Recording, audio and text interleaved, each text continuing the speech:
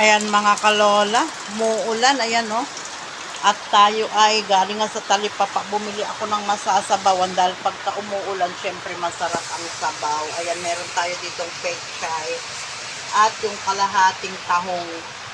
Ayan siya mga kalola, o kalahating tahong yung ating sasabawan at ayun yung ating pangrekado. So ayan mga kalola, tulog yung apo ko. Ninervyos na ako mga kalola kasi kanina ilalapag ko na sana sa duyan. Naku, sa sobrang kalikutan mga kalola, ayun, nahulog.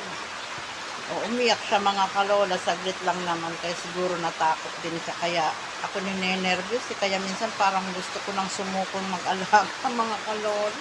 Dahil pagka ganyan may nangyayari sa apo ko ako yung unang ninenervyos. So yan mga kalola, i-prepare ko muna itong ating lulutuin dahil na maulan, kailangan magsabaw at papasok pa yung isa kong apo. So ayan mga kalola, maluluto na yung ating sinabawang tahong. Ayan siya mga kalola.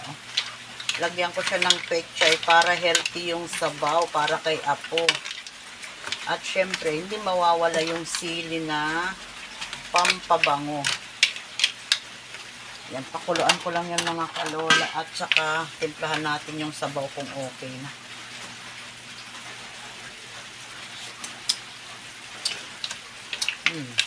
Medyo matabang at dagdag tayo ng konting patis mga kalola. Pampalasa ng ating sabaw. Ayan, at magsalang na rin tayo ng sinaing mga kalola kasi anong oras na, magna 9 na. Mga 10, igagayak ko naman si apo. Yan ang pagod ko talaga mga kalola, sa totoo lang. Mahirap naman, hindi ko naman sila maayawan kasi nga, pagka inayawan ko sila, wala namang katulong yung mga magulang nila na mag-aruga.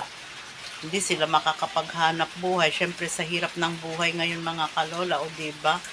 Ang hirap pagkasyahin yung kunting kinikita, kaya lang talaga sa totoo lang pagod na ako. Hindi lang talaga ako makatanggi sa kanila.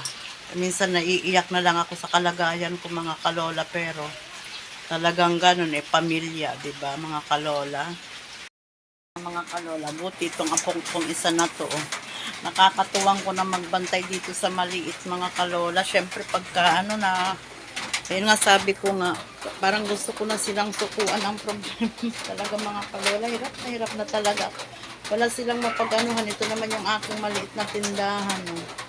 Kunting kita, hindi naman natin ayan, may natira pa nga akong lugaw.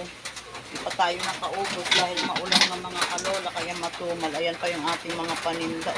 Alas 9 na. Pero kahapon ganitong oras mga kalola, nakaubos na tayo. Kaya may kasabihan nga, hindi laging Pasko din.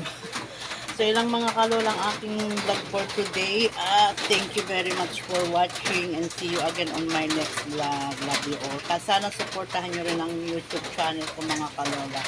Kasi sa ating blow up ay kahit humina tayo dun mga kalola dahil nagkaroon ng problema. So ayan, bye for now. Thank you for watching. Love you all. See you again on my next vlog mga kalola ko charm.